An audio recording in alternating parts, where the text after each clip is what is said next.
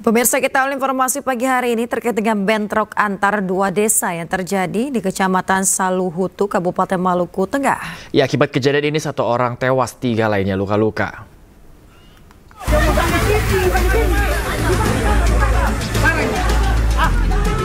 Warga Desa Tial, Kecamatan Saluhutu, Kabupaten Maluku Tengah mengejar 3 warga Tulehu usai menikam seorang warga Tial lantaran tidak terima ditegur saat bonceng 3 sepeda motor.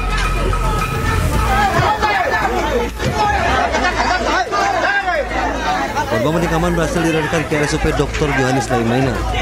Namun kemarahan warga Tial sudah tidak terbendung hingga menganiaya ketiganya dengan senjata tajam dan batu.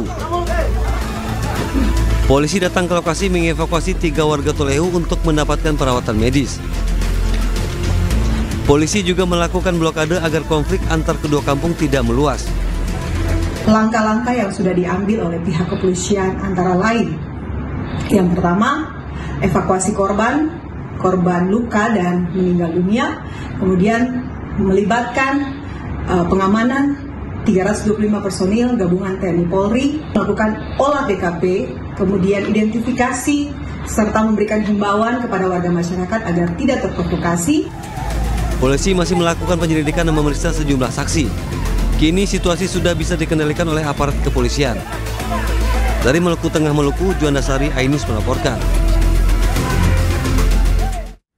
Diduga kurang berkonsentrasi saat berkendara, rombongan pemudik yang menggunakan minibus tujuan Ponorogo menabrak sebuah bus di Jalan Raya Balong Bendo maksud kami di Sidoarjo, Jawa Timur. Ya, akibat kecelakaan ini pemirsa menyebabkan jalur mudik Surabaya Madiun alami kemacetan.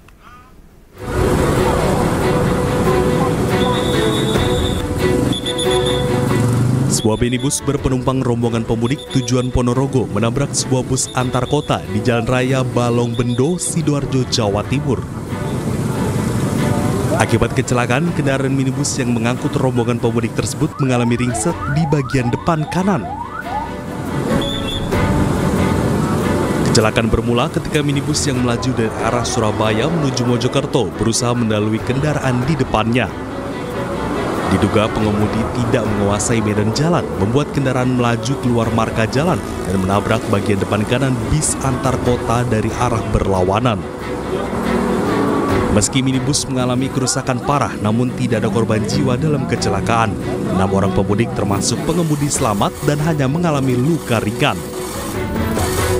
Pelan saya. Ya, terus. Terus kan bis banter kalau saya lingkungan situ lah. Ya. Ya tahu-tahu terus. Gitu ya? Saya putar setirnya sudah nggak mampu. Nggak bisa hindar. Berapa penumpang tadi yang ada di dalam? 6. Ada 6 orang. Mau tujuan kemana tadi? Ponorogo mudik. Oh, Ponorogo mudik. Nyalip kanan sehingga masuk ke kanan, motong marka jalan. Datang bus yang berlawanan sehingga mau kembali ke samping sudah nggak bisa mengingat padatnya lalu lintas, sehingga terjadilah tabrak depan. Meski tidak ada korban jiwa dalam kecelakaan, namun dampak kecelakaan mengakibatkan jalur mudik Surabaya Madiun mengalami kemacetan panjang. Dari Sidoarjo, Jawa Timur, Pramono Putra, iNews melaporkan. Pemirsa, sebuah kendaraan ringsek dan 2 orang pengendara terluka akibat tertimpa pohon tumbang. Ya, pohon tumbang terjadi usai hujan deras disertai angin kencang di wilayah Kota Bogor, Jawa Barat.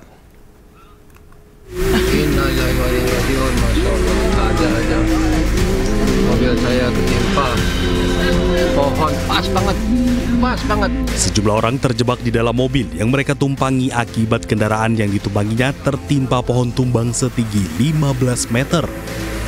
Peristiwa terjadi di Jalan Juanda, Kota Bogor, Jawa Barat usai terjadi hujan lebat yang disertai angin kencang. Para penumpang mobil yang terjebak akhirnya berhasil dievakuasi oleh petugas. Selain menyebabkan rusaknya mobil tersebut, 2 gerobak pedagang dan 2 sepeda motor yang tengah melintas juga ringsek akibat tertimpa pohon. 2 orang pengendara mengalami luka, sementara 1 diantaranya harus dilarikan ke rumah sakit untuk mendapatkan penanganan medis lantaran menderita luka serius.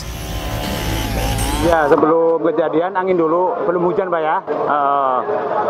Angin kedua langsung kejadian Pak. Saya posisi lagi dagang, sempat melariin diri sana Pak.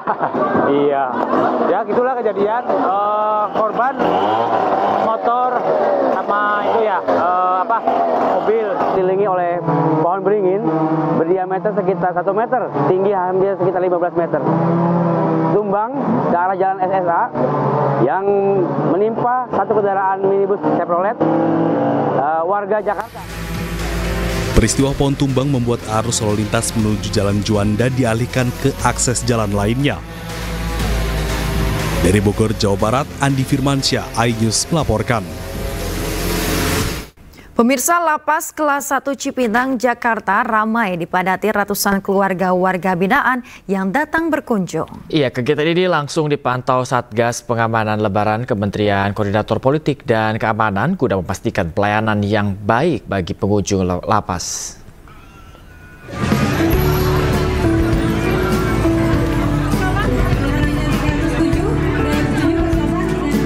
Lapas Kelas 1 Cipinang, Jakarta ramai dipadati ratusan keluarga warga binaan yang datang berkunjung pada hari kedua Lebaran pada Selasa siang. Mereka datang untuk berlebaran dengan keluarga yang menjalani masa tahanan di lapas ini. Kunjungan keluarga warga binaan ini langsung dipantau oleh Satgas Lebaran dari Kementerian Koordinator Politik dan Keamanan Republik Indonesia guna memastikan pelayanan berjalan baik. Alhamdulillah, saya lihat di tempat ini pelayanan cukup bagus sekali. Petugas mampu mengarahkan para keluarga-keluarga yang akan menengok keluarganya di dalam, ya, dilayani dengan sangat baik. Prioritas keamanan LP Cipinang dikedepankan dalam kunjungan keluarga ini. Sementara pihak Lapas Kelas 1 Cipinang menyebut waktu kunjungan keluarga dibatasi sebanyak 30 menit. Dari Jakarta, Rio Manik, iNews melaporkan. Pemirsa, di hari pertama Lebaran, Presiden Prabowo Subianto menyelenggarakan open house di Istana Merdeka, Jakarta Pusat yang terbuka untuk umum. Pemirsa, Presiden Indonesia Prabowo Subianto setelah melaksanakan sholat Idul Fitri di Masjid Istiqlal pada Senin pagi, kemudian melaksanakan open house di Istana Merdeka, Jakarta. Turut hadir Wakil Presiden Gibran Rakabuming Raka beserta keluarga. Prabowo Subianto juga mengundang para mantan presiden, mantan wakil presiden, pejabat negara, duta besar, lembaga internasional, tokoh agama, tokoh masyarakat, dan juga masyarakat umum. Presiden juga turut mengundang para tokoh nasional, termasuk para ketua umum partai politik, untuk datang halal bihalal ke Istana Merdeka.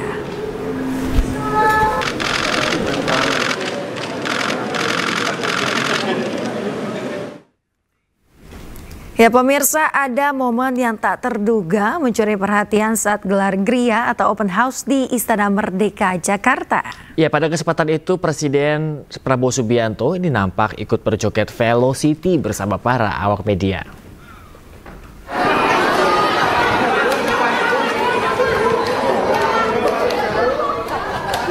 Seperti inilah pemirsa momen saat Presiden Prabowo berkumpul bersama wartawan dalam open house di Istana Senin siang.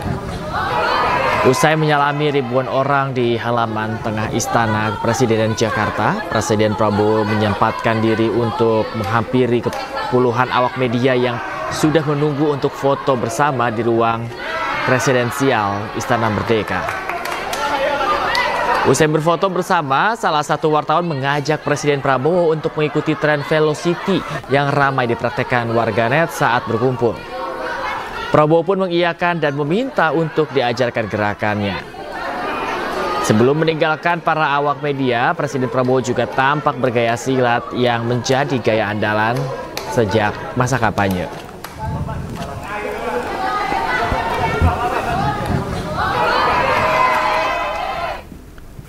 Idul Fitri menjadi momentum hangat bersilaturahim.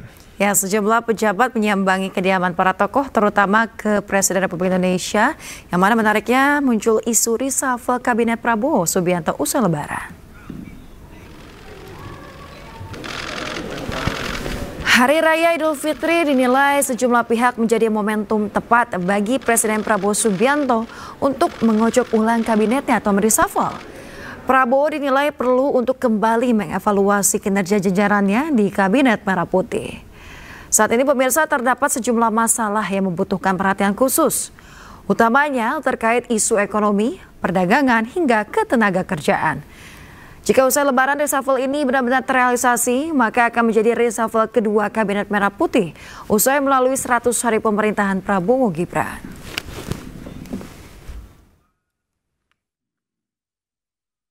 Reshuffle kabinet saya kira mungkin saja dilakukan pasca Lebaran. Nah, kalau dilakukan reshuffle, saya kira beberapa pos penting di bidang perekonomian ini layak menjadi pertimbangan Presiden Prabowo untuk dilakukan evaluasi seperti Kemenko Perekonomian, Kementerian Perdagangan, Kementerian BUMN, Kementerian Investasi dan Hilirisasi, Kementerian SDM, bahkan Kementerian Pariwisata. Nah, indikator-indikator penting di bidang ekonomi yang patut menjadi perhatian Presiden adalah misalnya merosotnya IHSG, kemudian melemahnya rupiah dan juga lesunya ekonomi Lebaran, sehingga ini yang akan menjadi bahan pertimbangan Presiden untuk melakukan evaluasi. Nah, khusus kinerja Menteri SDM, meskipun ada sejumlah kebijakan yang nyata-nyata merugikan masyarakat seperti kebijakan gas LPG 2 kilo, tapi saya melihat saya ragu Presiden Prabowo berani melakukan reshuffle terhadap Menteri SDM karena posisi Golkar ini sangat seksi sekali. Golkar seringkali diandalkan dukungannya oleh Presiden Prabowo dan seringkali pasang badan terhadap kebijakan-kebijakan Presiden Prabowo. Ya pemirsa, terima kasih Anda masih bersama kami di iNews Pagi. Pemirsa, dalam rangka merayakan Hari Raya Idul Fitri 1446 Hijriah, Keraton Surakarta menggelar tradisi Grebek Syawal. Ya, dalam tradisi ini ratusan warga ini berebut 2 gunungan hasil bumi.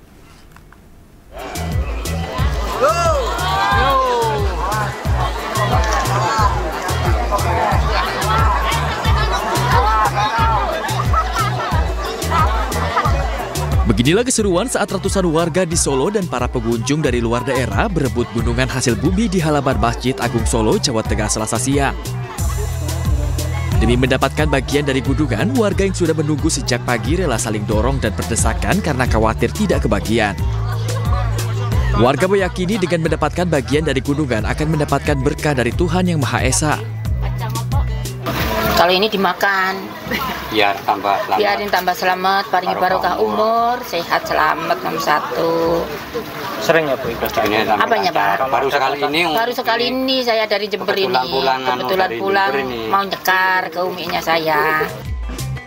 Sebelumnya, 2 gunungan berupa gunungan lanang atau laki-laki dan gunungan estri atau wanita diarak dari keraton menuju area masjid. Dalam arak-arakan diawali dengan pawai bergodo, prajurit keraton lengkap dengan senjatanya. Berebut gunungan merupakan bagian dari tradisi Grebek Syawal yang diadakan pihak Keraton Surakarta dalam rangka memperingati Hari Raya Idul Fitri 1446 Hijriah. Dari Solo, Jawa Tengah, Tata Rahmanta, iNews melaporkan. Pemirsa, mantan Gubernur Jawa Barat Ridwan Kamil terlihat melaksanakan sholat Idul Fitri di masjid dekat kediamannya di Bandung, Jawa Barat. Ya, kehadiran RK menarik perhatian, terlebih namanya yang terseret kasus dugaan perselingkuhan. Pemirsa, Ridwan Kamil atau yang akrab disapa RK terlihat melaksanakan sholat Idul Fitri di masjid dekat rumahnya. Meski sholat di lokasi yang sama dengan sang istri Atalia Prataya, namun RK tidak datang dan pulang bersama sang istri. Saat ditanya terkait sederet kasus yang menyeret namanya, RK menekankan sudah menempuh jalur hukum. Ia juga terlihat lebih banyak menunduk dan menghindari awak media. Sementara sang istri Atalia sempat meladeni awak media, meski saat ditanya terkait kasus suaminya, ia tidak menjawab. Sebelumnya RK terseret isu dugaan perselingkuhan dan diduga memiliki anak bersama model majalah dewasa Lisa Mariana. Tanggapannya terkait yang lagi ramai Pak, gimana Pak? Pakai ahli hukum hukum kan, udah tim hukum aja. Terima kasih ya. Oh siap Pak, siap. Hari ini kenapa memilih di sini Bu salat Idul Fitrinya? Karena kami tinggal di sini. Oh, nggak milih di kabupaten, di rumah Ibu mertua? Karena rumah kami di sini, kami berdomisili di sini, jadi kami bersama dengan keluarga kan sudah terbiasa saling berinteraksi, jadi rasanya ya lebih tepat untuk melaksanakan di sini. Oke siap. Mau izin Bu sedikit tanggapan terkait yang lagi ramai lagi lebaran puasa ini, lagi lebaran maaf. Pemirsa, kabar duka datang dari dunia perfilman Indonesia. Aktor senior Raisa Hetapi meninggal dunia Selasa malam pukul 21:04 waktu Indonesia Barat. Aktor memiliki nama lengkap Ferenc Raymond Sahetapi meninggal di usia 68 tahun, di mana usai berjuang pulih dari stroke sejak tahun 2023. Kabar duka tersebut disampaikan oleh Surya Sahetapi, putra sulung almarhum, melalui akun media sosialnya. Raisa Hetapi termasuk aktor senior yang pernah meraih banyak nominasi aktor terbaik dalam Festival Film Indonesia tahun 1984 hingga 1990. Pemirsa, gempa bumi besar yang terjadi di Myanmar menyisakan duka yang mendalam. Indonesia turut menyalurkan bantuan kemanusiaan berupa bantuan logistik dan tim SAR secara bertahap.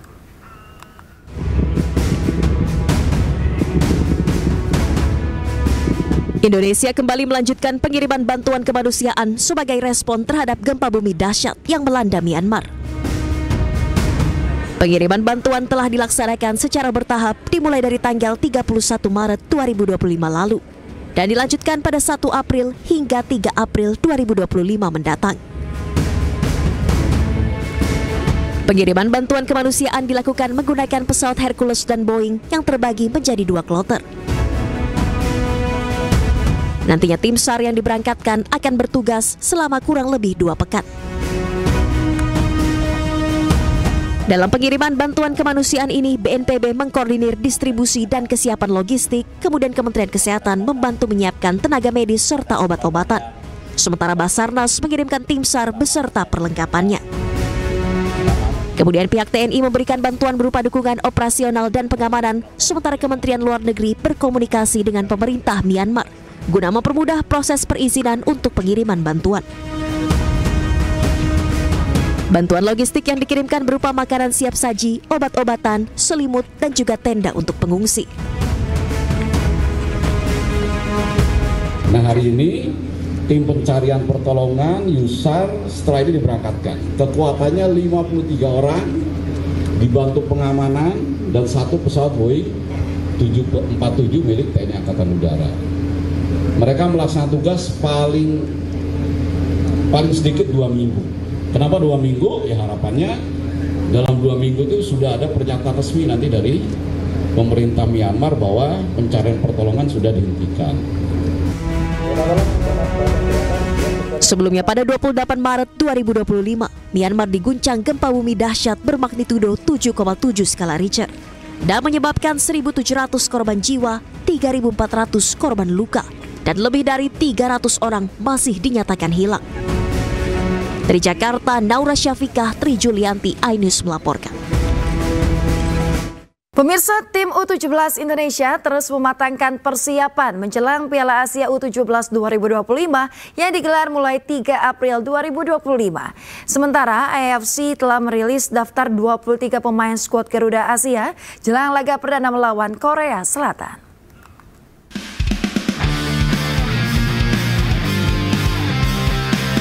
Tim U17 Indonesia terus mematangkan persiapan mereka menjelang Piala Asia U17 2025 yang digelar di Arab Saudi. Total 23 pemain disiapkan untuk menjalani turnamen ini. Pada laga pembuka, skuad Garuda Asia akan melawan Korea Selatan.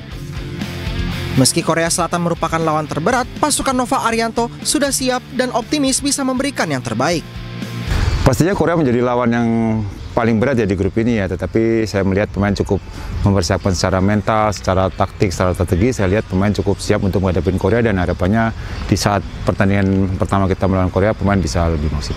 Yeah, I'm really apprehensive of the game and I can't wait to go out there, show what we've got as a team, and I think it's going to be a hard match, but I'm confident and I think we can come away with a good result. Di Piala Asia U17 2025 Indonesia tergabung di grup C bersama Korea Selatan, Yaman, dan Afghanistan.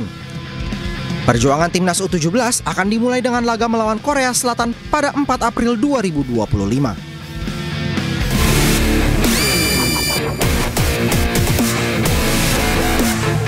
AFC telah mengungkapkan daftar 23 pemain timnas Indonesia U17 untuk Piala Asia U17 2025.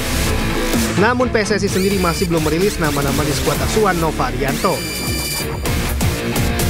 Garuda Muda ini tergabung di grup C Piala Asia U17 bersama Korea Selatan, Afghanistan, dan Yaman. Ajang tersebut akan berlangsung mulai tanggal 3 sampai 20 April 2025 di Arab Saudi. Dan berikut daftar 23 pemain timnas U17 yang dirilis AFC.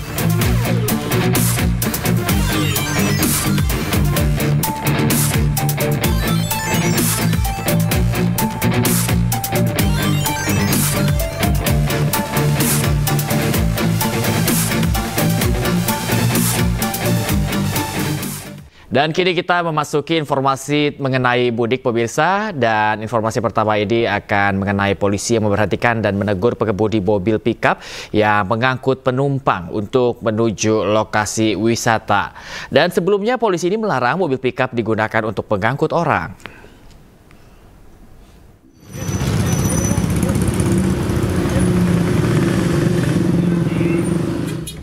Sejumlah mobil bak terbuka yang kedapatan membawa penumpang diberhentikan polisi di perempatan Combro, Purwakarta, Jawa Barat.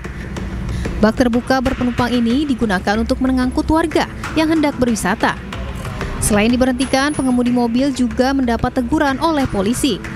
Selain itu, polisi juga memberi himbauan kepada sopir untuk tidak membawa rombongan warga ke tempat wisata karena rawan terjadi kecelakaan. Sementara para sopir bak terbuka beralasan menggunakan bak terbuka lebih ekonomis.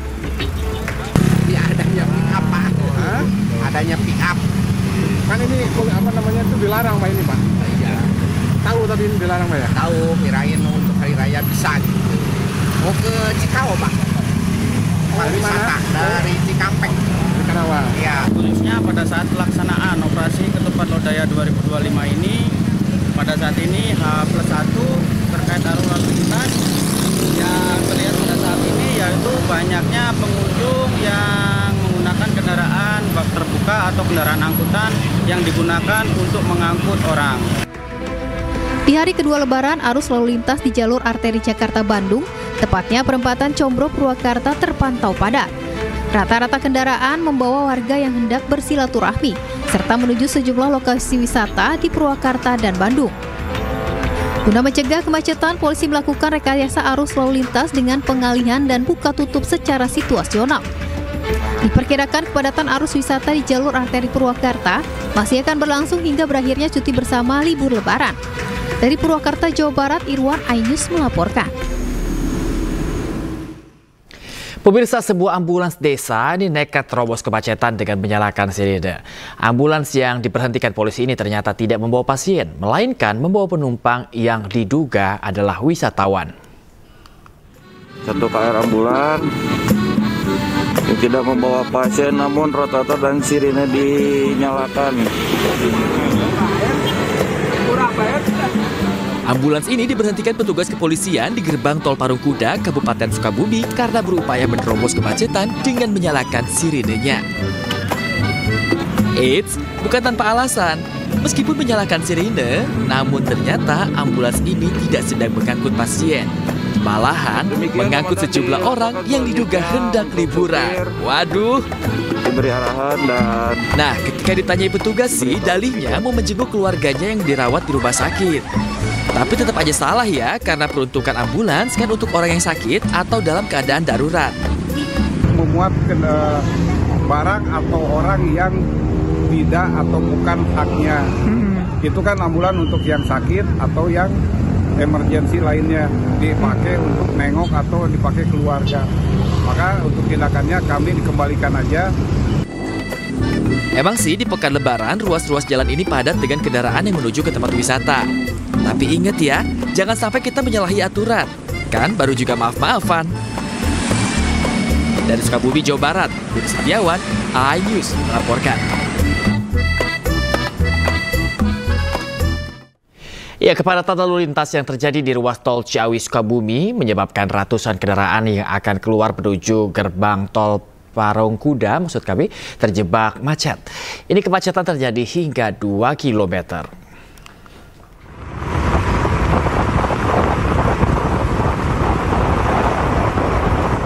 Antrian ratusan kendaraan menuju Sukabumi terjadi pada gerbang tol Parungkuda hingga mengular ke ruas tol Ciawi Sukabumi sepanjang 2 km Selasa siang. Padatnya arus lalu lintas ini disebabkan banyaknya kendaraan pemudik dan wisatawan yang akan menuju sejumlah lokasi wisata di Sukabumi dan sekitarnya. Para pemudik mengaku terjebak macet selama 2 hingga 3 jam. Kenapa jalan kaki? Macetnya dari mana sih? Macetnya panjang dari sana. Dari sana? Iya. Ibu saya jalan kaki ya? Iya, jalan kaki. Tujuannya mana tujuannya, Bu? Tujuannya mau ke Cianjur. Ke Cianjur dari mana, Bu? Dari Bogor. Dari Bogor? Iya. Berapa jam Bu kalau jebak macet, Bu? Oh, udah ada 3 jam. 3 jam ya? Iya. Ibu akibat macet akhirnya jalan kaki? Iya. Padatan arus lalu lintas menuju Bogor maupun Jakarta pun terjadi pada ruas jalan arteri Parungkuda Cibadak, Kabupaten Sukabumi, Jawa Barat hingga Selasa malam. Untuk mengurai kepadatan, sejumlah personil dari Satlantas Polres Sukabumi diterjunkan ke lokasi. Kepadatan arus lalu lintas diprediksi akan terjadi hingga masa akhir libur Lebaran Idul Fitri selesai. Dari Sukabumi, Jawa Barat, Budi Setiawan, iNews melaporkan. Dan pemirsa, untuk mengetahui situasi lalu lintas jelang arus balik libur Lebaran, kita terhubung dengan rekan Budi Setiawan yang berada di exit tol Parungkuda, Sukabumi, Jawa Barat. Selamat pagi, Budi. Budi, apakah kemacetan masih terjadi di sana? Ya, selamat pagi, Bayu. Saat ini saya sedang berada di gerbang tol Parungkuda, Kabupaten Sukabumi, Jawa Barat. Yang mana dapat Anda dan pemirsa saksikan bahwa saat ini arus lalu lintas dari arah Jakarta ataupun Bogor yang mengarah ke kota Sukabumi dan sekitarnya cukup lengang. Begitupun arus lalu lintas yang berasal dari arah Bogor menuju jalan arteri sama halnya cukup lengang. Bayu. Cukup lengang, berbeda sekali dengan yang ada di layar kaca pemirsa yang sebelah kiri merupakan kondisi beberapa saat lalu yang cukup padat. Namun Budi, kira-kira kalau menurut pengamatan Anda ini sekitar jam berapa di lokasi Anda ini rawan terhadap kemacetan? Ya Bayu, untuk arus lalu lintas dari exit tol Parungkuda ini diprediksi nanti siang ataupun pagi akan mulai dipadati ratusan kendaraan yang akan menuju ke tempat wisata ataupun menuju ke rumah kerabat untuk bersilaturahmi. Namun para pemudik ataupun para wisatawan dihimbau agar tidak melewati jam-jam tersebut agar tidak terhambat ataupun tidak mengalami kemacetan terutama di ruas jalan tol Parungkuda, exit tol Parungkuda ini. Ya, ini yang menjadi catatan bagi para mungkin yang akan melintas di sana karena jam sekitar pagi hari tadi ada bilang dan juga siang hari karena ada banyak tempat wisata di sana. Namun Budi, apakah juga sudah terlihat mungkin arus balik dari lokasi Anda? Ya, sejak semalam arus lalu lintas dari kota Sukabumi menuju Bogor ataupun Jakarta bisa dikatakan cukup padat. Hal itu dikarenakan adanya sebagian pemudik ataupun wisatawan yang sudah berangkat dari H+1 Lebaran yang akan menuju ke daerah masing-masing. Ya, artinya sudah ada pemudik yang sudah melakukan arus balik juga untuk kembali ke asal ya Budi ya? Ya. Baik, terima kasih banyak Budi atas laporan Anda langsung dari gerbang tol Parungkuda. Terima kasih banyak Budi, selamat bertugas kembali dan jaga kesehatan Anda Budi. Pemirsa, hingga tadi malam arus lalu lintas menuju arah timur di jalur selatan Nagrek masih mengalami kemacetan hingga 5 km.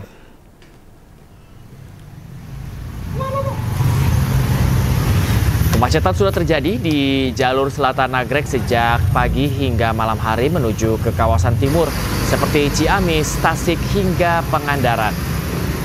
Antrean kendaraan hingga sepanjang 5 km ini terjadi di kawasan Limbangan, Garut hingga ekor kemacetan yang berada di kawasan Cikaledong, Nagrek. Dari data yang telah diinput di Dishub Kabupaten Bandung, sedikitnya ada 85.000 kendaraan telah melintas dari arah barat ke timur melintasi jalur Nagrek.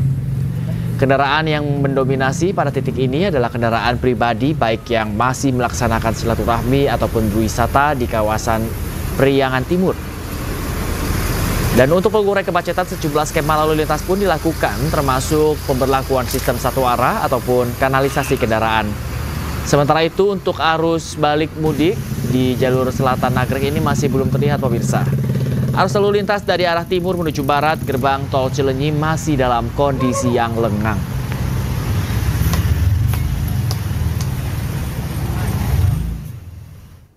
Satu hari setelah momen Lebaran Idul Fitri 2025, lalu lintas Lingkar Gentong Tasikmalaya terpantau ramai. Para pemudik yang baru berangkat ditambah warga yang ingin berpergian ke tempat wisata di daerah Jawa Barat memadati arus lalu lintas. Satu hari setelah Hari Raya Idul Fitri 2025 atau 1446 Hijriah, lalu lintas Lingkar Gentong Tasikmalaya, Jawa Barat terpantau ramai. Sebanyak 77.000 lebih kendaraan sudah melintas di jalur Lingkar Gentong. Berdasarkan data dari Dishub Kominfo Kabupaten Tasikmalaya, kendaraan yang melintas di jalur Gentong pada momen libur Lebaran didominasi oleh kendaraan roda 2. Belum ada rekayasa lalu lintas yang diberlakukan pihak kepolisian Polres Tasikmalaya Kota. Adapun lokasi yang diantisipasi menjadi titik rawan macet berada di Simpang 3 Pamayonan, Simpang 3 Sukamantri, dan Simpang 3 Panyusuhan.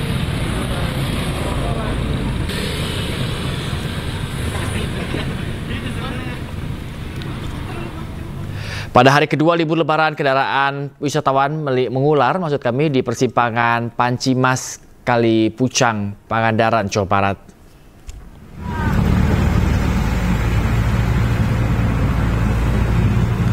Kemacetan terjadi akibat ada pertemuan arus kendaraan antara kendaraan dari arah Cilacap, Jawa Tengah menuju Pangandaran dengan kendaraan dari arah Banjar menuju Pangandaran yang ditambah kendaraan yang keluar dari objek wisata.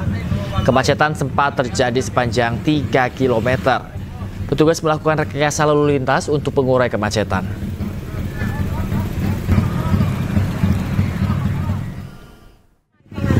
Habis maghrib? Iya, dari situnya, dari pantainya. Oh, berarti sampai Kali Pucang ini udah berapa jam? Udah berapa lama? 2 jam. Padahal nggak ada lampu merah kok ya. Yang biasa normalnya jam berapa, Bu? Kalau dari Pangandaran sampai ke Kali Pucang? Jam 1 jam biasanya, kalau itu mah nggak macet. Sekarang sampai rumah kadang 4 jam. Trouble utamanya di Simpang 3 Pancimas, yaitu penyempitan yang dari arah Pangandaran mau belok kanan ke Jawa Tengah akan menyebabkan perlambatan dari Banjar, perlambatan dari Pangandaran, maupun perlambatan dari Jawa Tengah sendiri, sehingga perlambatan tersebut menyebabkan ekornya memanjang sampai dengan. Pemirsa, terima kasih Anda masih di News Pagi. Pemirsa, kita ke informasi berikutnya. Di hari kedua Lebaran, sistem rekayasa lalu lintas di gerbang tol Cikatama ini belum diberlakukan. Sebanyak 650.000 kendaraan telah meninggalkan Jabodetabek, sementara peningkatan volume kendaraan di arus balik mulai terlihat.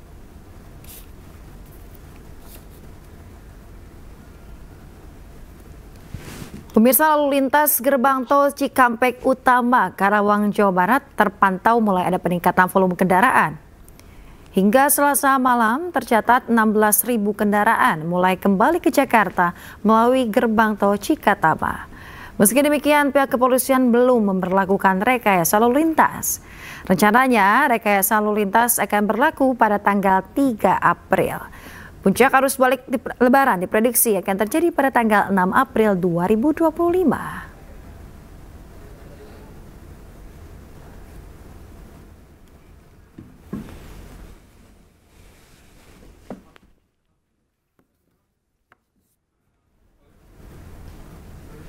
Pemirsa, hari kedua Lebaran, ruas jalan tol Jakarta Cikampek ramai oleh ribuan kendaraan pemudik yang datang dari arah Jawa Tengah, Jawa Barat, dan juga Jawa Timur. Ya, kendaraan juga memadati tol layang MBZ dari Jakarta menuju Cikampek.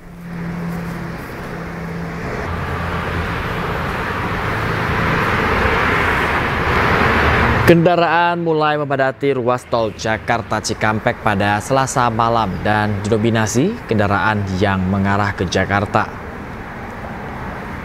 Diperkirakan arus balik akan terus meningkat sampai Rabu pagi. Mengingat banyak pemudik yang banyak melakukan perjalanan pada sore dan malam hari. Selain itu pemirsa, volume kendaraan masih terus terjadi. Peningkatan kendaraan yang menuju Cikampek melalui ruas jalan layang tol MBZ, begitu juga yang mengarah ke arah Jakarta pada sore hingga malam hari.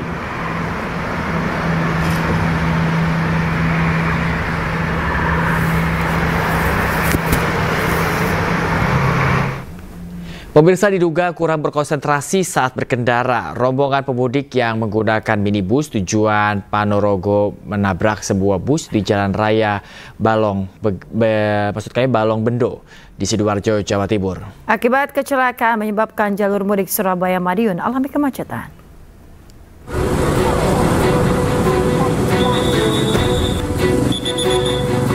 Sebuah minibus berpenumpang rombongan pemudik tujuan Ponorogo menabrak sebuah bus antar kota di Jalan Raya Balong Bendo, Sidoarjo, Jawa Timur. Akibat kecelakaan, kendaraan minibus yang mengangkut rombongan pemudik tersebut mengalami ringsek di bagian depan kanan. Kecelakaan bermula ketika minibus yang melaju dari arah Surabaya menuju Mojokerto berusaha mendahului kendaraan di depannya. Diduga pengemudi tidak menguasai medan jalan, membuat kendaraan melaju keluar marka jalan dan menabrak bagian depan kanan bis antar kota dari arah berlawanan. Meski minibus mengalami kerusakan parah, namun tidak ada korban jiwa dalam kecelakaan. 6 orang pemudik termasuk pengemudi selamat dan hanya mengalami luka ringan. Pelan saya. Ya, terus? Terus kan bis banter kalau saya lingkungan situ lah. Ya. Ya tahu-tahu terus gitu ya? Saya putar setirnya sudah nggak mampu. Nggak bisa hindar. Berapa penumpang tadi yang ada di dalam? 6. Ada 6 orang ya? Mau tujuan kemana tadi? Ponorogo. Oh, Ponorogo mudik. Nyalip kanan sehingga masuk ke kanan, motong marka jalan. Datang bus yang berlawanan sehingga mau kembali ke samping sudah nggak bisa mengingat padatnya lalu lintas, sehingga terjadilah tabrak depan. Meski tidak ada korban jiwa dalam kecelakaan, namun dampak kecelakaan mengakibatkan jalur mudik Surabaya-Madiun mengalami kemacetan panjang. Dari Sidoarjo, Jawa Timur, Pramono Putra, iNews melaporkan.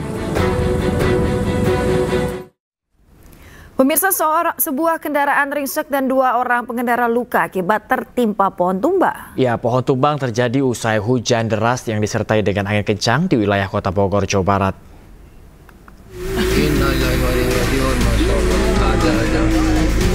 Mobil saya ketimpa pohon, pas banget. Sejumlah orang terjebak di dalam mobil yang mereka tumpangi akibat kendaraan yang ditumpanginya tertimpa pohon tumbang setinggi 15 meter.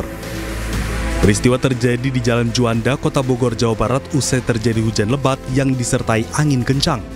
Para penumpang mobil yang terjebak akhirnya berhasil dievakuasi oleh petugas. Selain menyebabkan rusaknya mobil tersebut, 2 gerobak pedagang dan 2 sepeda motor yang tengah melintas juga ringsek akibat tertimpa pohon. 2 orang pengendara mengalami luka, sementara 1 diantaranya harus dilarikan ke rumah sakit untuk mendapatkan penanganan medis lantaran menderita luka serius. Ya, sebelum kejadian angin dulu, belum hujan Pak ya. Angin kedua, langsung kejadian Pak. Saya posisi lagi dagang, sempat melariin diri sana Pak. Iya, ya gitulah kejadian. Korban motor sama itu ya, mobil dikelilingi oleh pohon beringin berdiameter sekitar 1 meter, tinggi hampir sekitar 15 meter.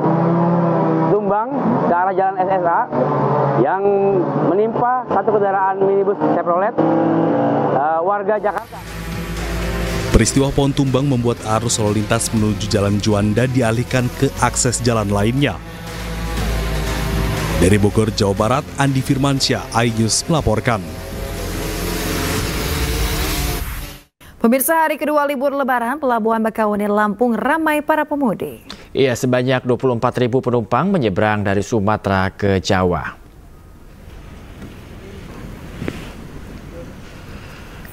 Ya, pemirsa, Pelabuhan Bakauheni masih ramai pemudik sejak pagi hingga Selasa sore.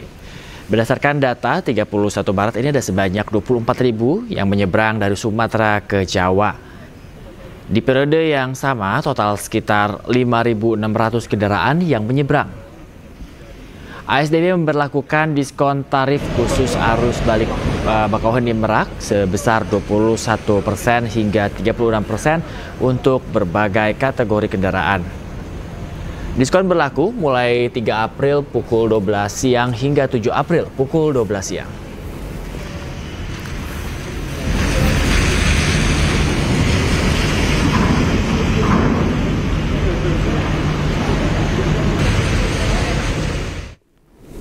Pemirsa, untuk memantau situasi arus balik mudik Lebaran 2025, kita sudah tersambung dengan rekan Hadisti Arifa di Stasiun Pasar Senen, Jakarta. Selamat pagi Hadisti, bagaimana suasana terkini di Stasiun Pasar Senen pagi hari ini?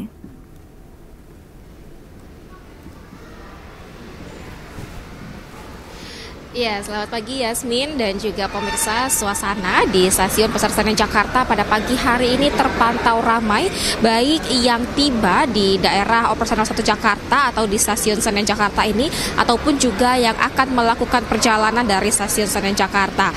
Nah, terkait arus balik, tampaknya memang ini sudah terjadi pada H+2 Lebaran, di mana untuk hari ini saja tercatat ada lebih dari 31.000 penumpang yang turun atau tiba di daerah operasional 1 Jakarta, yakni Stasiun Senen dan juga dari Stasiun Gambir, di mana angka ini juga masih dapat terus berubah mengingat tiket perjualan juga masih terus diberlakukan ataupun masih terus tersedia dari sejumlah wilayah menuju ke Jakarta ini. Untuk prediksi puncak arus balik memang ini diprediksi akan terjadi pada tanggal 5 hingga tanggal 7 April nanti. Nah, selain kedatangan ataupun arus balik untuk pemudik juga ini tampaknya masih tinggi peminatnya, karena untuk hari ini saja ada lebih dari 46.000 penumpang ini yang akan berangkat, yang didominasi juga oleh para pemudik ke sejumlah wilayah dari daerah operasional 1 Jakarta, baik dari Stasiun Senen ataupun juga dari Stasiun Gambir. Nah, sementara itu juga memang lonjakan penumpang sudah terjadi pada periode masa angkut Lebaran ini, yakni terhitung pada tanggal 21 Maret lalu hingga 11 April nanti, di mana PT KAI Daob 1 Jakarta ini sudah menjual lebih dari 769.000 tiket, yang mana ini menunjukkan okupansi mencapai 73% dari total ketersediaan. Dan bagi Anda pemirsa ini yang masih akan melakukan aktivitas mudik di pasca Lebaran, masih tersedia tiket yang dijual oleh PT KAI Daob 1 Jakarta, di mana hingga 11 April nanti masih akan ada tersisa sekitar 278.000 tiket ke sejumlah wilayah. Nah, adapun wilayah-wilayah yang menjadi favorit baik untuk keberangkatan ataupun juga kedatangan ini adalah dari Kutuarjo, kemudian Purwokerto, dan juga dari Surabaya.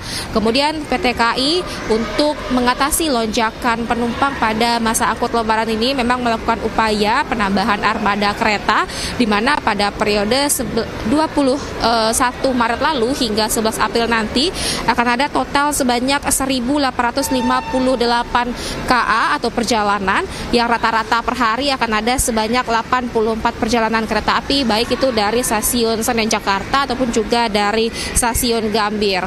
Sementara kalau kami melihat situasi di Stasiun Senen pada hari ini, pada pagi hari ini memang terus terjadi lonjakan, terus terlihat memang untuk kedatangan ini mendekati pada jadwal keberangkatan, sehingga dihimbau juga kepada para calon penumpang yang akan melakukan perjalanan ini untuk memperhatikan jadwal keberangkatan, mengingat agar dapat terhindar dari keterlambatan. Sementara demikian, Yasmin. Ya, baik.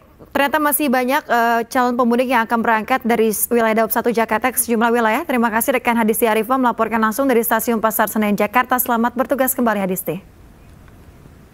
Dan pemirsa, kita akan memantau situasi terkini di gerbang tol Cikatama. Sudah bergabung bersama kami rekan Camar Haenda di lokasi.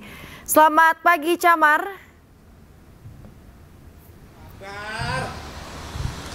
Ya, selamat pagi Yasmin. situasi di gerbang tol Cikatama pagi hari ini, apakah kepadatan kendaraan masih terjadi di sana? Ya, Yasmin dan juga pemirsa, pada pagi hari ini situasi dan kondisi masih terpantau ramai lancar. Dan sebelumnya untuk kami sampaikan bahwa kemarin sudah diberlakukan sistem kontraflow yang berakhir pada pukul 18.00 waktu Indonesia Barat karena adanya ketersendatan di wilayah kilometer 30 sampai dengan 45. Untuk itu dilakukan sistem kontraflow dari kilometer 55 sampai dengan 70. Namun saat ini sudah dihentikan dan kami melihat untuk arah Trans Jawa menuju Jakarta ini sudah mulai dibuka normal kembali, yang sebelumnya ini hanya satu jalur saja. Informasi terakhir yang kami dapat dari Jasa Marga bahwa ada 1,9 juta masyarakat dari Jabodetabek yang meninggalkan Jakarta dan sekitarnya menuju ke Trans Jawa, dan sebanyak 726.000 diantaranya ini merupakan mereka yang meninggalkan Jakarta dan sekitarnya menggunakan gerbang tol Jakarta Cikampek ataupun Cikampek Utama. Artinya kalau dibandingkan dengan hari-hari normal atau hari bukan mudik, ini meningkat sebanyak 129%. Dan arus balik ke Jakarta ini juga sudah mulai terlihat meskipun belum signifikan, karena puncaknya sendiri akan terjadi pada tanggal 6 April 2025. Dan untuk sejumlah rekayasa lalu lintas ini akan diberlakukan pada rekayasa lalu lintas ini pada tanggal 3 dan juga tanggal 4 April. Sementara untuk puncaknya, sekali lagi pada tanggal 6 April, ini belum tahu apakah akan dilakukan sistem kontraflow ataupun juga rekayasa lalu lintas. Kalau kita lihat di layar televisi Anda, ada sebanyak 15 gerbang tol atau gardu tol yang dipersiapkan agar masyarakat ataupun juga para pemudik ini tidak terjadi ketersendatan. Dan antisipasi untuk arus balik dari Trans Jawa ke Jakarta, nantinya akan ada pengalihan arus yang harusnya menuju ke gerbang tol Cikampek Utama, nantinya akan dialihkan untuk keluar menuju ke tol Cisumdawu, tol Padalenyi dan juga tol Cipularang. Kemudian juga akan ada jalur fungsional yang akan diberlakukan, yakni di Japek Selatan, Sadang, Bojongmangu, sekitar 31 km. Nantinya juga akan ada diskresi yang dilakukan oleh pihak kepolisian apakah akan diberlakukan sistem one way serta sistem kontraflow dari berbagai arah, terutama di kilometer 414 dan kilometer 70. Kemudian nantinya akan dilanjutkan dengan sistem kontraflow dan sistem ganjil genap, yang sampai dengan saat ini kami memantau sistem ganjil genap ini tidak terlalu menjadi fokus utama, mengingat situasi dan kondisi juga masih terpantau ramai lancar dan juga terpantau landai, meskipun pada puncak-puncak arus mudik kali ini, terutama di tanggal 28 kemarin dan juga di tanggal 6 Maret nanti, kita akan lihat apakah akan adanya ketersendatan atau tidak, mengingat hal tersebut yang menjadi dasar diskresi yang dilakukan oleh Korlantas Polri. Jumlah pemudik kalau secara keseluruhan, Yasmin dan juga pemirsa, ini menurun 24,34% dari 190 juta ke 140 juta. Artinya ada penurunan yang cukup signifikan, dan hal tersebut juga berpengaruh terhadap sejumlah ruas-ruas jalan, terutama bagi mereka yang melalui jalur darat dan juga melalui jalur tol. Namun yang paling penting adalah bagaimana nantinya proses dari antisipasi yang dilakukan oleh pihak dari Jasa Marga beserta dengan Korlantas bersama dengan sejumlah diskresi yang dilakukan, tentunya agar memastikan bahwa pemudik bisa berkendara dengan aman dan nyaman kembali ke rumahnya. Sementara demikian, Yasmin. Ya, Camat, sejauh ini berdasarkan pemantauan Anda di gerbang tol Cikampek Utama, biasanya pada pukul berapa terjadi ketersendatan di gerbang tol? Ya, Yasmin, ketersendatan ini bervariasi tergantung kapan ataupun juga periode lamanya dari masyarakat akan melaksanakan mudik. Biasanya di hari-hari mendekati puncak mudik ini akan terjadi pada pukul 9 sampai dengan pukul 12. Namun apabila di hari-hari biasa atau masih jauh dari puncak mudik ataupun juga puncak arus balik, ini baru terjadi sekitar pukul 3 sore. Artinya ada sejumlah diskresi yang dilakukan oleh pihak kepolisian untuk memantau jam-jam titik mana saja yang paling ramai dan juga paling rawan untuk terjadi ketersendatan. Oleh karenanya untuk diskresi yang dilakukan selalu dilakukan per 3 jam sekali, utamanya di titik-titik utama seperti di kilometer 30 sampai dengan 55 untuk memantau dan juga memutuskan apakah akan dilakukan kontraflow dari kilometer 70 dan juga kilometer 55, atau sebaliknya di kilometer 425 sampai dengan kilometer 440 biasanya dilakukan pemantauan di sejumlah titik untuk melihat apakah adanya ketersendatan dan layak untuk memenuhi ambang batas. Sekali lagi 5.500 kendaraan per jam itu adalah ambang batas yang ditetapkan untuk melaksanakan rekayasa lalu lintas. Yasmin. Baik, terima kasih banyak rekan Camar Haenda melaporkan langsung dari gerbang tol Cikampek Utama. Selamat bertugas kembali, jaga kesehatan. Ya pemirsa, terima kasih Anda masih bersama kami di iNews Pagi. Kebakaran menghanguskan 3 rumah warga dan sebuah mobil di Palangkaraya, Kalimantan Tengah. Ya, diduga api berasal dari salah satu rumah kayu yang tengah ditinggal pemudik pemiliknya. Pemadam nah, di Jalan Sakan nah, tolong bang nih. Pemadam. Tolong.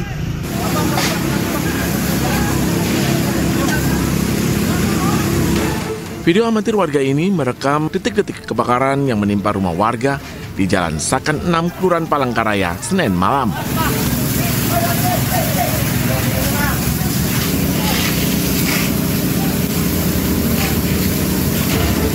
Kobaran api dengan cepat melalap 3 rumah warga, terdiri dari 2 rumah kayu dan 1 rumah permanen, serta sebuah mobil.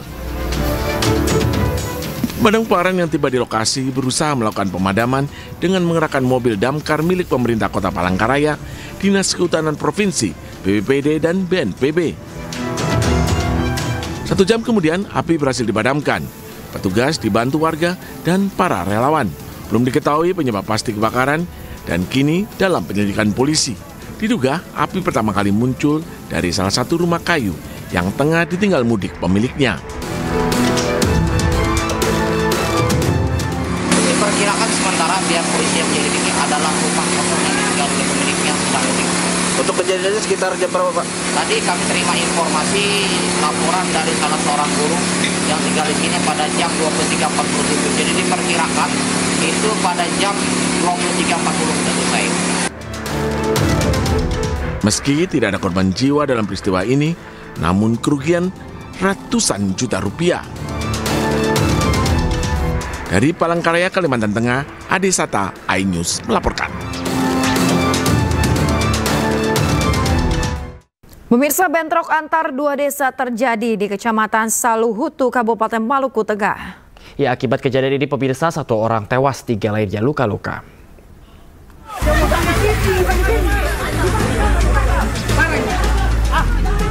Warga Desa Tial, Kecamatan Saluhutu, Kabupaten Maluku Tengah mengejar 3 warga Tulehu usai menikam seorang warga Tial lantaran tidak terima ditegur saat bonceng 3 sepeda motor.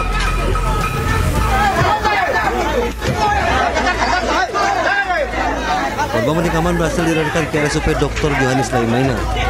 Namun kemarahan warga Tial sudah tidak terbendung hingga menganiaya ketiganya dengan senjata tajam dan batu. Polisi datang ke lokasi mengevakuasi 3 warga Tulehu untuk mendapatkan perawatan medis. Polisi juga melakukan blokade agar konflik antar kedua kampung tidak meluas. Langkah-langkah yang sudah diambil oleh pihak kepolisian antara lain, yang pertama, evakuasi korban luka dan meninggal dunia, kemudian melibatkan pengamanan 325 personil gabungan TNI Polri, melakukan olah TKP, kemudian identifikasi, serta memberikan himbauan kepada warga masyarakat agar tidak terprovokasi. Polisi masih melakukan penyelidikan dan memeriksa sejumlah saksi. Kini situasi sudah bisa dikendalikan oleh aparat kepolisian. Dari Maluku Tengah, Maluku, Juanda Sari, iNews melaporkan. Pemirsa, Lapas Kelas 1 Cipinang, Jakarta ramai dipadati ratusan keluarga warga binaan yang datang berkunjung. Ya, kegiatan ini langsung dipantau Satgas Pengamanan Lebaran, Kementerian Koordinator Politik dan Keamanan, guna memastikan pelayanan yang baik bagi pengunjung lapas.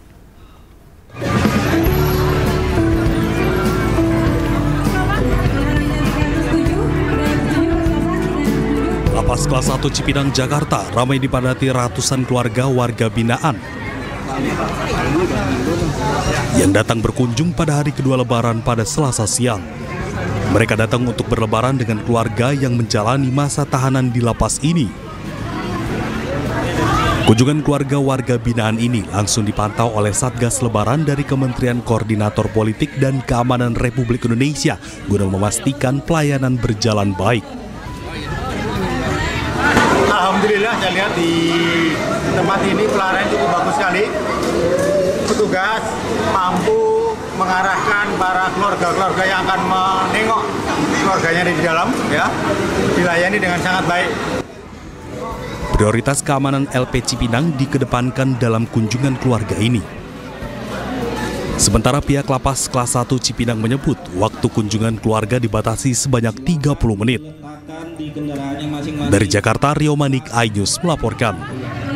Lebaran hari kedua, kawasan wisata Puncak Bogor, Jawa Barat ini mulai dipadati ribuan kendaraan yang akan berlibur ataupun bersilaturahim. Ya, untuk mengurai kepadatan, polisi memberlakukan rekayasa lalu lintas satu arah atau one way dan juga ganjil genap sejak pagi kemarin. Ribuan kendaraan roda 4 dan roda 2 yang memasuki jalur wisata Puncak Bogor mulai exit tol Ciawi menuju Simpang Gadok terpantau mengular Selasa pagi. Demi mengurai kemacetan, Satlantas Polres Bogor memberlakukan rekayasa lalu lintas dengan memberlakukan one way atau satu arah dan juga ganjil genap kendaraan dari arah Jakarta menuju jalur wisata Puncak. Polisi menyebut 9.000 kendaraan memasuki jalur wisata Puncak pada Selasa pagi. Atau bertepatan dengan H+1 Hari Raya Idul Fitri, memang terpantau situasi arus lalu lintas semenjak tadi pagi pukul 06.00 sudah terlihat adanya peningkatan, baik itu kendaraan yang akan menuju kawasan wisata Puncak untuk berekreasi maupun arus silaturahmi dari warga masyarakat di luar masyarakat kabupaten. Pemirsa, hari kedua libur Lebaran, Pelabuhan Bakauheni Lampung ramai para pemudik. Ya, sebanyak 24.000 penumpang menyeberang dari Sumatera ke Jawa.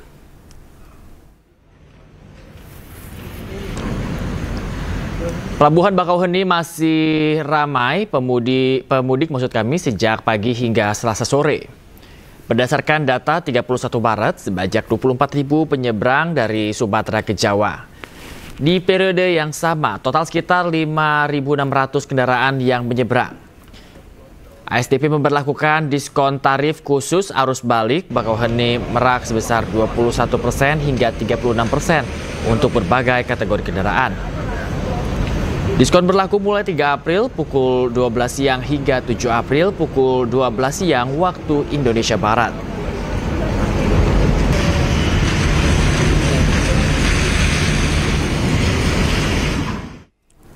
Dan pemirsa, kita akan bersama-sama pantau bagaimana arus mudik Lebaran, maksud kami arus balik dan juga mudik Lebaran 2025. Dan kita sudah tersambung dengan Indra Setiabudi di Pelabuhan Bakauheni Lampung Selatan, Lampung. Dan ada rekan Hadisti Arifa di Stasiun Pasar Senen, Jakarta. Ya, kita ke Indra di Pelabuhan Bakauheni terlebih dahulu. Indra, selamat pagi. Indra, apakah ada antrian di Pelabuhan Bakauheni tempat Anda berlapor saat ini? Baik, selamat pagi Bayu dan juga pemirsa di H+2 Lebaran. Ini Anda bisa saksikan di belakang saya sangat landai sekali Bayu. Dari ketersediaan parkir sebanyak 7 baris ini baru terisi 1 baris saja Bayu.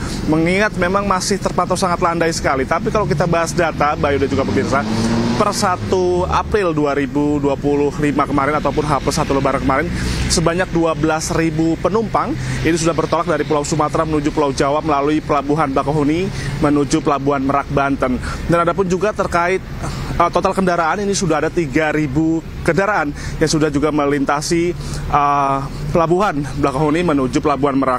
Dan perlu diketahui juga Bayu dan juga pemirsa, kami juga masih tidak sedikit melihat adanya arus mudik ini dari Pelabuhan Banten menuju Pelabuhan Bakauheni ini cukup signifikan Bayu, dan kami juga sempat melihat plat B, plat F ini masih melintasi dari jalur Bakauheni menuju jalur Sumatera Bayu.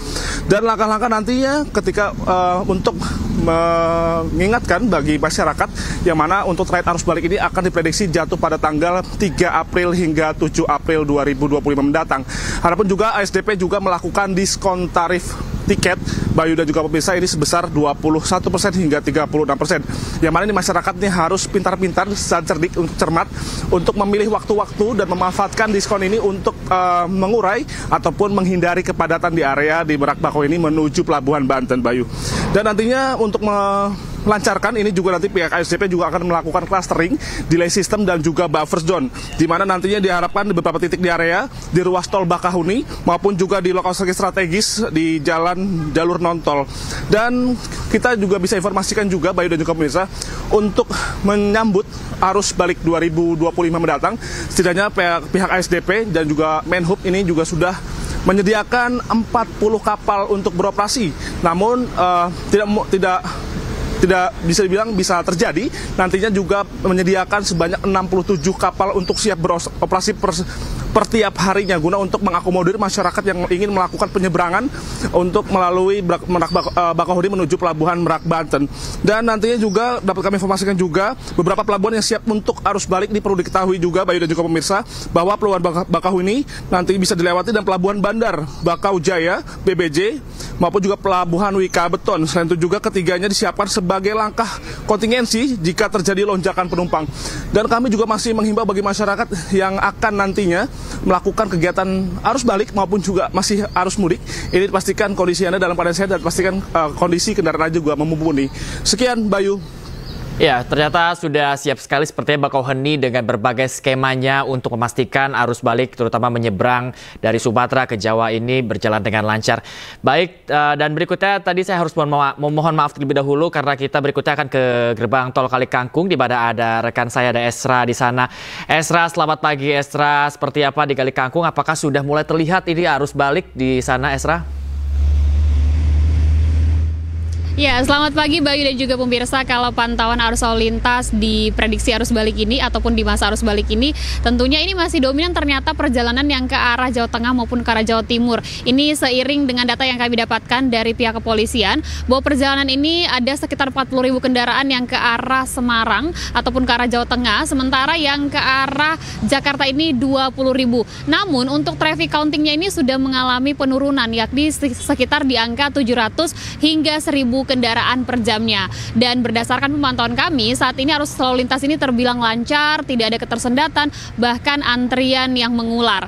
Namun nantinya dari pihak Korlantas ini akan memberlakukan rekayasa lalu lintas ini secara bertahap, dimulai dengan 3 April. Dari 3 April maksud kami untuk arus baliknya dari one way lokal terlebih dahulu, kemudian nanti dilanjutkan dengan one way nasional. Tentunya ini akan diberlakukan dari gerbang tol Kali Kangkung hingga nanti di kilometer 70. Dan ini adalah salah satu yang dilakukan untuk memecah kemacetan yang ada di gerbang tol Kali Kangkung yang menjadi hulu ketika melakukan perjalanan arus balik khususnya yang ke arah Jakarta. Nah, kalau pemirsa bisa lihat bahwa di layar televisi saat ini masih yang paling dominan untuk gardu tol yang dibuka adalah yang mengarah ke Jawa, sementara yang mengarah ke Jakarta ini kurang lebih ada 5 gardu tol yang dibuka. Dan pemirsa, selain nantinya rekayasa lalu lintas yang akan diberlakukan, tentunya ini diskon tarif potongan tol juga akan dilakukan. Tentunya hal ini dilakukan untuk memecah kemacetan di sejumlah titik, khususnya ini yang paling nanti diawali dari gerbang tol Kali Kangkung, dan ini sebesar untuk tarif potongan tolnya adalah 20% dan berlaku dari 3 April hingga 5 April 2025. Ini berlaku dari pukul 5 pagi hingga kemudian juga berakhir nanti di pukul 5 pagi. Nah, kemudian setelah itu akan dilanjutkan lagi untuk tarif potongan tol ini 20% juga, yakni di 8 April hingga nanti 10 April. Karena prediksi dari pihak Korlantas atau kepolisian bahwa nantinya untuk arus balik ini akan terjadi pada tanggal 6, 7 hingga 8 April 2025. Nah, berbeda sekali dengan sekarang karena tentunya masih dalam suasana Lebaran. Nah, pemirsa, dan tentunya dari pihak kepolisian juga menghimbau kepada masyarakat meskipun dalam dalam situasi lancar untuk arus kendaraan ataupun arus balik maupun yang masih mengarah ke Jawa agar terus berhati-hati di jalan. Utamanya ini permasalahan yang kerap kali ditemui adalah masih banyak dari para pemudik yang kerap berhenti di bahu jalan. Tentunya ini sangat bahaya sekali dan tentunya dihimbau juga agar mematuhi rambu-rambu lalu lintas karena nantinya dari pihak Jasa Marga maupun pihak kepolisian akan terus menyusuri bahu jalan manakala masih banyak masyarakat yang tidak mengindahkan rambu-rambu lalu lintas ini. Bayu. Baik, kalau kita lihat meskipun sudah menurun tapi masih dominan ini yang menuju ke arah Jawa Tengah ya Esra ya. Baik, terima kasih banyak. Ada Esra melaporkan langsung dari gerbang tol Kali Kangkung dan ada Indra Setiabudi yang melaporkan langsung dari Bakauheni, Lampung. Terima kasih rekan-rekan, selamat bertugas kembali dan tetap jaga kesehatan, jaga keselamatan Anda saat bertugas. Pemirsa, satu hari setelah momen Lebaran Idul Fitri 2025, lalu lintas Lingkar Gentong Tasikmalaya terpantau ramai. Para pemudik yang baru berangkat ditambah warga yang ingin bepergian ke tempat wisata di daerah Jawa Barat membadati arus lalu lintas. Pemirsa, satu hari setelah Hari Raya Idul Fitri 2025, lalu lintas Lingkar Gentong Tasikmalaya, Jawa Barat terpantau ramai. Sebanyak 77.000 lebih kendaraan sudah melintas di jalur Lingkar Gentong ini. Berdasarkan data dari Disubkominfo Kabupaten Tasikmalaya, kendaraan yang melintas di jalur Gentong pada momen libur Lebaran didominasi oleh kendaraan roda 2. Belum ada rekayasa lalu lintas yang diberlakukan oleh pihak kepolisian Polres Tasikmalaya Kota.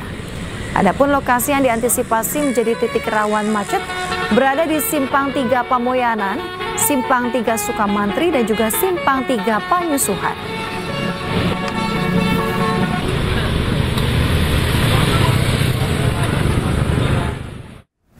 Pemirsa, untuk memantau situasi arus balik mudik Lebaran 2025, kita sudah tersambung dengan rekan Irfan Hardiansyah di jalur Lingkar Gentong Tasikmalaya, Jawa Barat.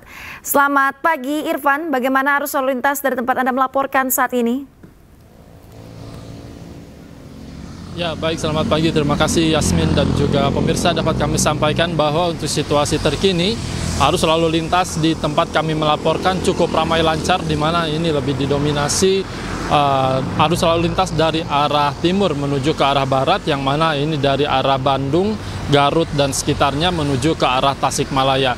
Mengingat dapat kami sampaikan pada hari kemarin ini mulai sejak pagi hingga malam hari kendaraan yang melintas di Lingkar Gentong ini mulai dari arah Garut menuju Bandung ini sangat ramai sekali, dan ini merupakan pemudik lokal yang mana akan melanjutkan perjalanan ke arah tempat wisata, di mana mengingat jalur ini menyambungkan antara Tasikmalaya dengan Kabupaten Pangandaran ataupun pantai yang sering kali kerap dikunjungi oleh pemudik ataupun warga lokal, baik dari Bandung dan sekitarnya, kemudian Garut dan sekitarnya, serta Tasikmalaya dan sekitarnya. Dan tentunya pihak kepolisian kemarin melakukan beberapa rekayasa lalu lintas, yang mana ini melakukan sistem rekayasa lalu lintas CB Penggal ataupun one way, dan ini dilakukan secara bertahap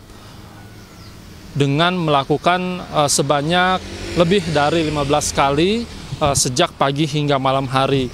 Dan tentunya untuk situasi kendaraan yang melintas di arah Tasik menuju ke arah Bandung ini lebih dominan, belum ada peningkatan yang cukup signifikan. Dan tentunya pihak kepolisian juga ini mengatakan bahwa untuk puncak arus balik di Lingkar Gentong sendiri akan terjadi pada tanggal 6, 7 hingga 8 April 2025, yang mana untuk Lingkar Gentong sendiri ini yang rawan akan kemacetan pada arus balik merupakan Tanjakan Gentong, yang mana ini sangat berkelok dan juga menanjak, dan banyak sekali kendaraan bermuatan besar yang melambat kendaraannya, sehingga ini mengakibatkan terjadinya kemacetan yang begitu panjang. Dan tentunya juga banyak sekali pertigaan yang memang mengakibatkan kemacetan, dan maka dari itu pihak kepolisian menghimbau kepada para pemudik untuk tetap selalu berfokus diri dalam berkendara dan juga berhati-hati. Yasmin. Baik, terima kasih rekan Irfan Hardiansyah melaporkan langsung dari Lingkar Gentong Tasikmalaya, Jawa Barat. Selamat bertugas kembali.